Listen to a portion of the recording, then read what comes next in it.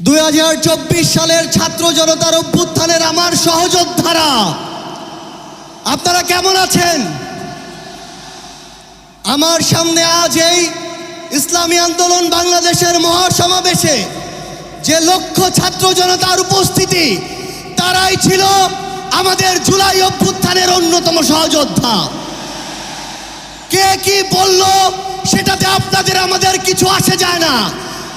আমরা যতক্ষণ জুলাই অভ্যুত্থানের ওই স্পিরিটে নিজেদের বুকে ধারণ করে শহীদের যে আত্মত্যাগ, জুলাইয়ের যোদ্ধাদের যে রক্ত দেয়া, সেগুলোকে আমরা যতক্ষণ ধারণ করে সামনের দিকে এগিয়ে চলবো, ততক্ষণ কারো প্রোপাগান্ডা আমাদের কিছু আসে যায় না।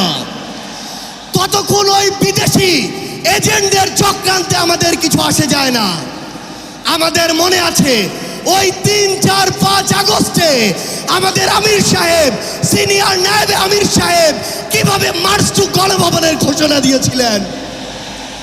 আমরা স্পষ্ট করে আপনাদেরকে একটা কথা বলি, এই 24 পরবর্তী বাংলাদেশে আমরা যারা অভ্যুত্থানের সহযোদ্ধা ছিলাম, আমরা যদি ঐক্যবদ্ধ থাকি, আগামীর বাংলাদেশে আর কোনো ফ্যাসিস্ট কোন নামে কোন ব্যক্তিকে সামনে রেখে, কোন দলকে সামনে রেখে এই বাংলাদেশে দাঁড়াতে পারবে না।